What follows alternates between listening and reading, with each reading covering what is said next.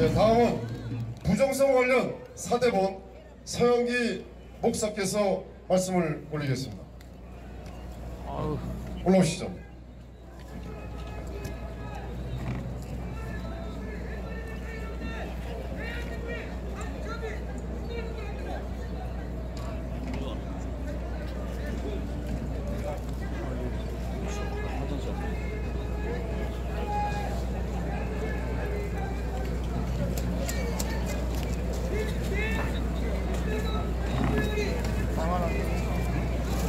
안녕하세요. 저희 사대문 공동대표 서영기 목사입니다.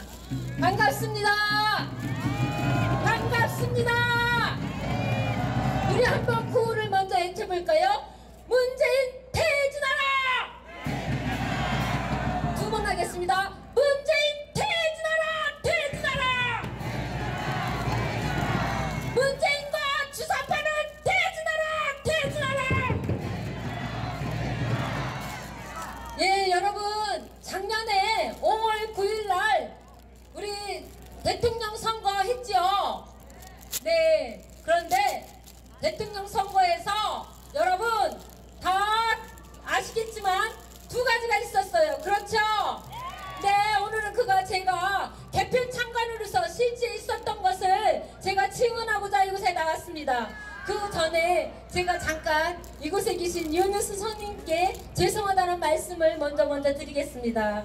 여러분, 5구 사기 대선 이것은 당연무효입니다. 당연무효다. 다시 한번 외치겠습니다. 당연무효다. 5구 대선 부정선거 당연무효다. 네, 맞습니다. 당연무효입니다. 왜 그러냐면 저는 5월 4일날 사전투표를 했습니다. 사전투표했을 때 제가 한 투표용지는 노트형이었습니다. 노트형 투표를 하다보니 칸이 너무 작아서 제가 찍기가 힘들었고 손이 떨렸습니다. 그래서 할머니, 어르신, 권사님들 어떻게 투표할까 걱정을 했습니다. 그리고 제가 투표한 용지는 노트형이었다가 빨간색이고 사선을 떼서 선관위에 주고 제가 투표를 했습니다. 그런데 개표 참관인 가보니 제 투표용지가 없었습니다. 여러분 투표한 용지가 없었습니다. 우리 선관위한테 소리 지르겠습니다. 내 투표 돌려다오. 내가 한 투표 돌려다오. 네, 여러분, 노트형 투표용지가 한 장도 없었어요. 그거는 있을 수가 없는 일이에요. 왜 그랬을까요? 제가 생각하니 왕창 바꿔치기 한 것입니다. 맞습니까? 왕창 바꿔치기 한 투표! 내 투표 돌려다오! 왕창 투표 바꿔치기 하고 문재인이 당선되었습니다. 여러분, 문재인을 끌어냅시다! 끌어냅시다! 문재인 주사파 청와대에서 나와! 청와대에서 나와! 네, 제가 말씀드리겠어요. 공직선거법 151조 7항을 문재인 선거 당선인과 선거위원은 공직선거법을 위반하였습니다. 두 가지의 투표가 나왔기 때문입니다. 여러분, 그렇죠? 예, 보지 않았어도 여러분 잠깐만 태극기를 잠깐 내려놓으시고 잠깐만 태극기 내려놓으시고 노트형으로 투표하신 분들 손 들어보세요. 이렇게 많습니다. 노트형으로 투표하신 분 손 들어보세요. 예, 이렇게 너무나 많습니다. 이것이 증거가 됩니다. 맞죠? 이것이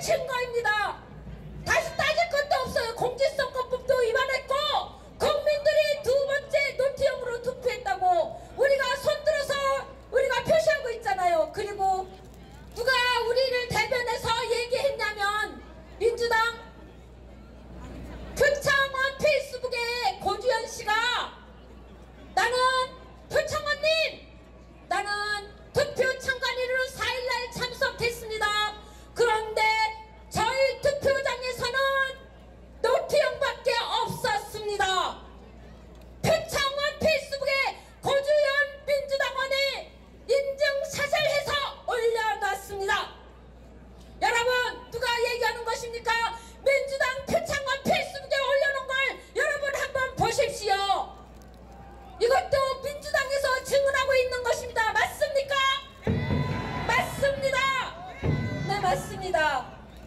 그래서 고주연이가 하는 말 5일에는 4일날 노트형 투표용지가 불거지니 오늘은 오전에는